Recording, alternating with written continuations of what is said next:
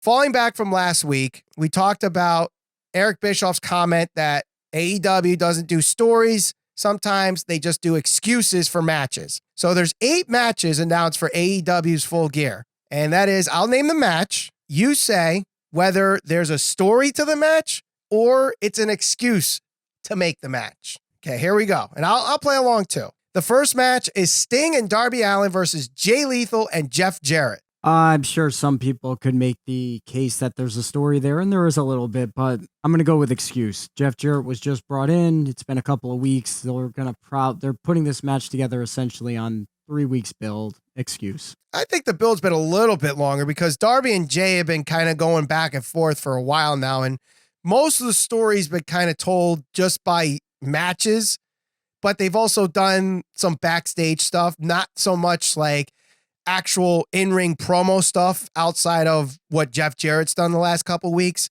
So I actually think this actually has a story to it and is not just an excuse to put a match on the card. Next match, Jungle Boy versus Luchasaurus in a steel cage match, which is announced on Rampage this week. I'm going to say excuse. It started out as a story. It started out as Jungle Boy and Christian Cage, and it got Luchasaurus involved in it. Obviously, Christian Cage unfortunately got hurt, and they had to deviate away from the main focal point of the story, especially this going into now what is a cage match. I mean, I don't know. This has been going on for so long now. Now we're at the point where they're going to have a cage match. I feel like they're just trying to throw that stipulation in for the sake of having a match that's like, okay, wow, it's a cage match. There's a story, but I think there's more of an excuse to just get Jungle Boy on the pay-per-view. I mean, I guess the unfortunate timing of Christian Cage's injury kind of derailed this whole story because it really should have been Jungle Boy beat Christian Cage all out, had his big moment, has finally given him that babyface push, and then the match is 19 seconds or something like that because Luchasaurus attacks Jungle Boy, and there really hasn't been much follow-up since All Out. And yes, we saw Jungle Boy cost Luchasaurus the All Atlantic Championship.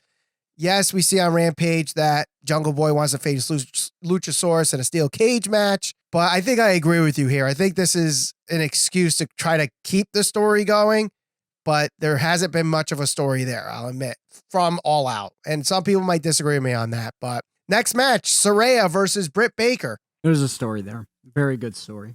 Absolutely. There's definitely a story there. I would say, if you're going to say, if using Bischoff's analogy in the quote, an ABCD storyline or whatever, you can make the case that Britt Baker and Saraya might be in that conversation as the C storyline or the D storyline, but maybe even make a case as the B storyline, because we know what the A storyline is. Week in and week out, Britt Baker and Saraya have been a focal point on AEW Dynamite and a focal point in the women's division. So I will give you that. That is definitely a story. Next up, the Ring of Honor Championship Fatal 4-Way.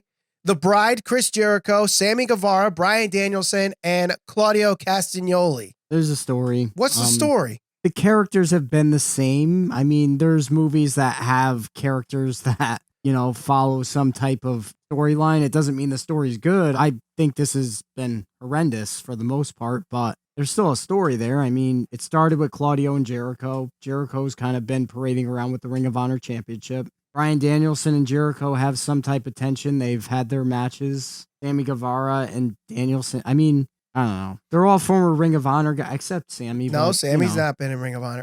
This used to be a story because the story was Blackpool Combat Club versus Jericho Appreciation Society, the whole pro wrestler versus sports entertainer thing. And then it was Daniel Garcia, this conflicted guy.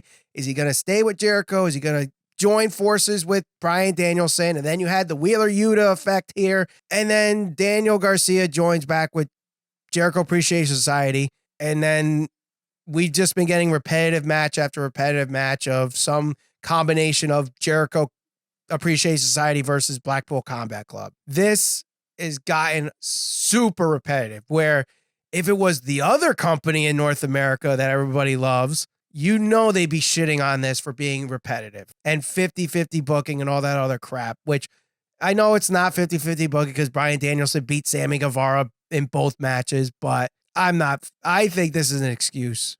This is an excuse to get Danielson on the card, Claudio on the card, Jericho on the card. Why is Sammy in this match? Why? It should have been Daniel Garcia because that's where the story was.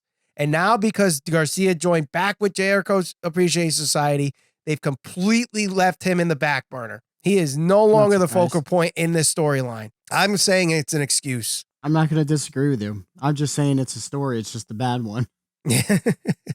Next up, AEW TBS Championship, Jade Cargill versus Nyla Rose. Excuse. No, there's a story there. Oh, come on, man. There's a she stole the belt and she's pretending to be the champion. Yes, that's a story. I mean, I wish it was actually told a little bit better, but yes, there is a story there. There's absolutely a story there.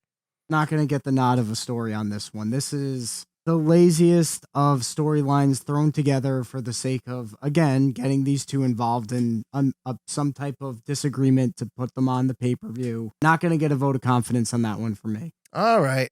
Next up, the AEW Women's Championship, Toni Storm versus Jamie Hayter. Now, I should say interim Women's Championship, Toni Storm versus Jamie Hayter. I think this one, it's kind of a story because the story is really Jamie Hayter and Britt Baker.